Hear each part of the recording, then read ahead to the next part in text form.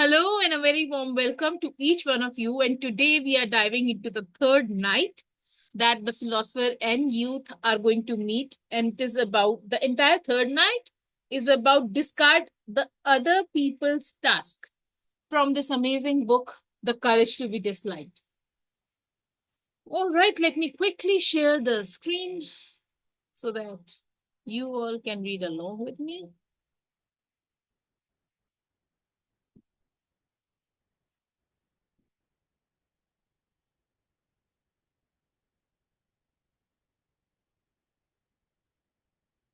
Two anguished weeks later, the youth paid another visit to the philosopher's study. What is freedom? Why can't people be free? Why can't I be free? What is the true nature of whatever it is that is constraining me? The assignments he had been given was weighing heavily on him, but it seemed impossible to find a convincing answer. The more he thought about it, the more the youth began to notice his own lack of freedom.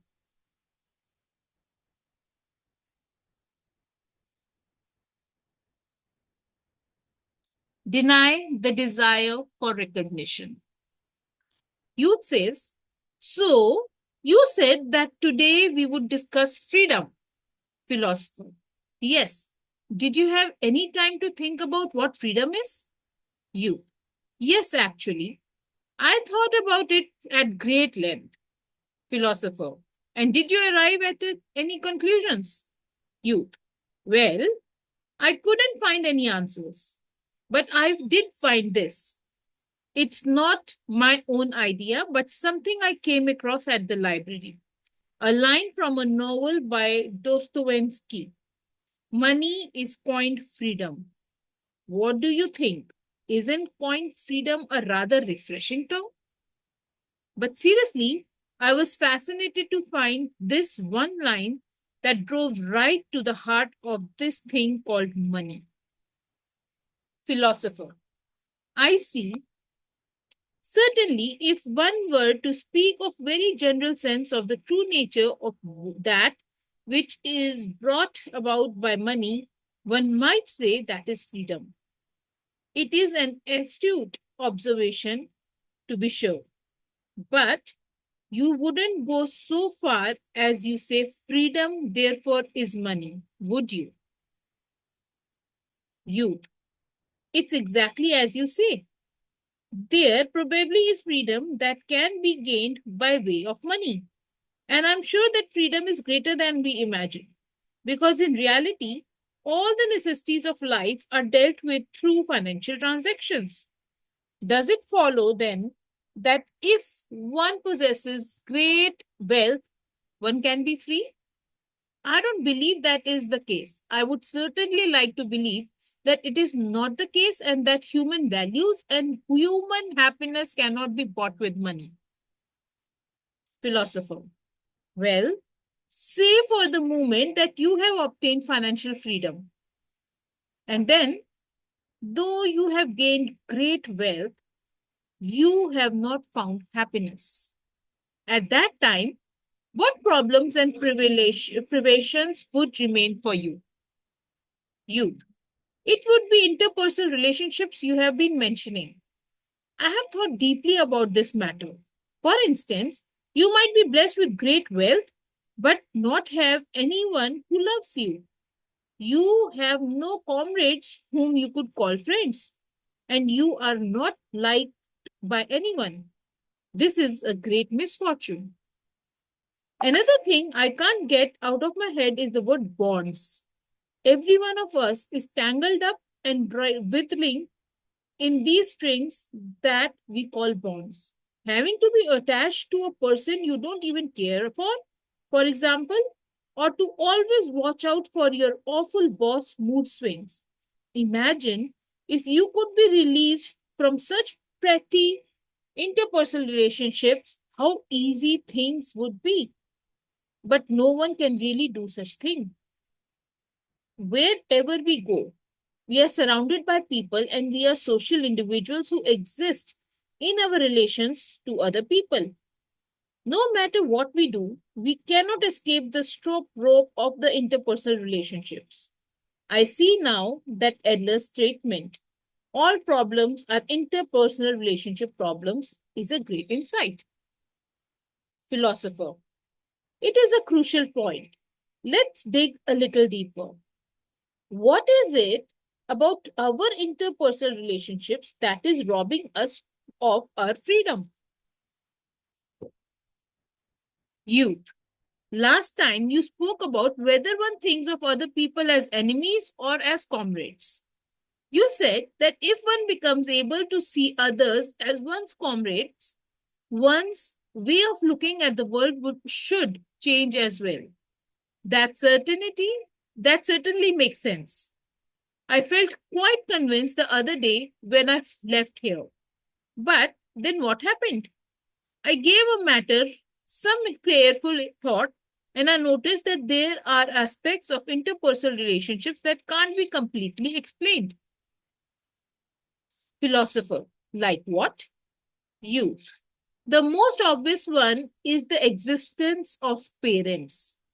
I could never think of parents as enemies. During my childhood, especially, they were my greatest guardians who raised and protected me. In that regard, I am sincerely grateful. Still, my parents were strict people. I told you about this last time that they always compared me to my older brother and refused to recognize me. And they have constantly made comments about my life saying I should study more, not make friends with people like this or that, get into this university at a very least, get this kind of job, and so on. Their demands put a lot of pressure on me and were certainly bonds. How many of you agree with it?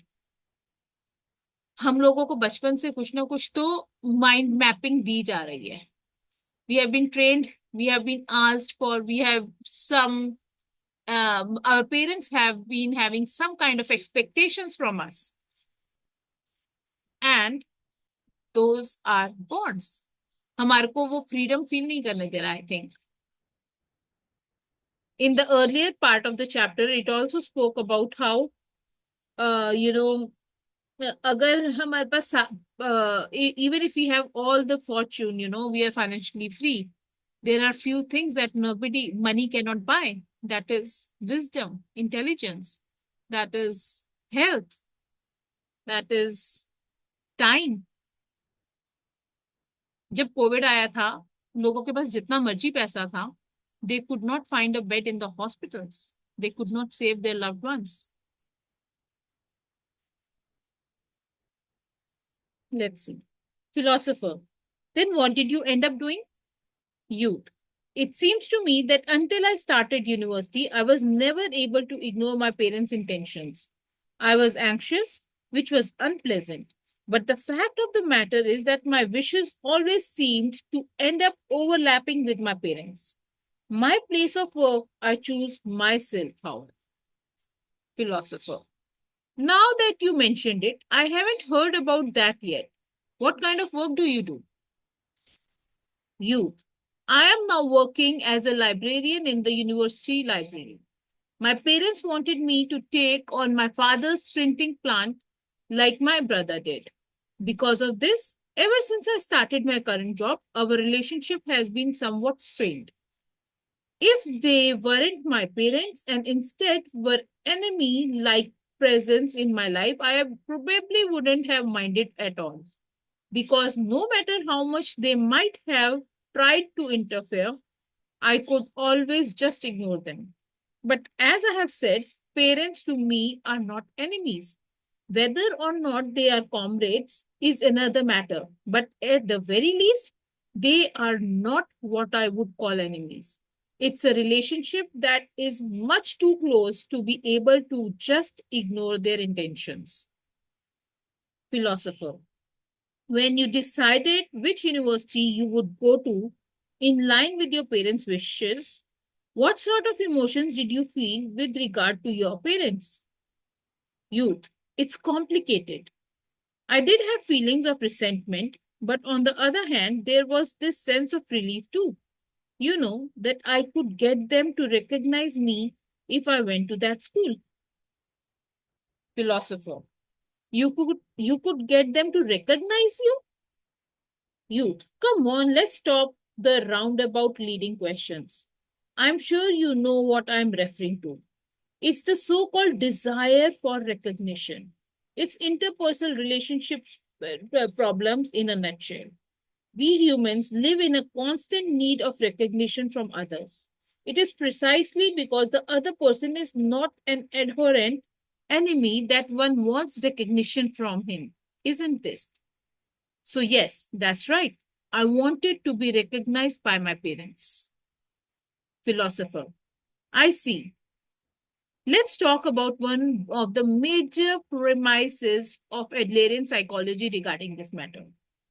Adlerian psychology denies the need to seek recognition from others. Youth. It denies the desire for recognition. Philosopher. There is no need to be recognized by others. Actually, one must not seek recognition. This point cannot be overstated. Youth. No way. Isn't desire for recognition a truly universal desire that motivates all the human beings? Well, that's the end of the chapter.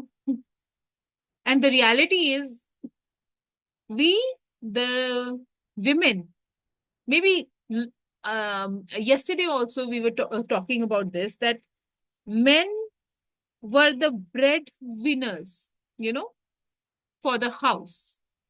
Women started working because they wanted their own identity. They wanted recognition.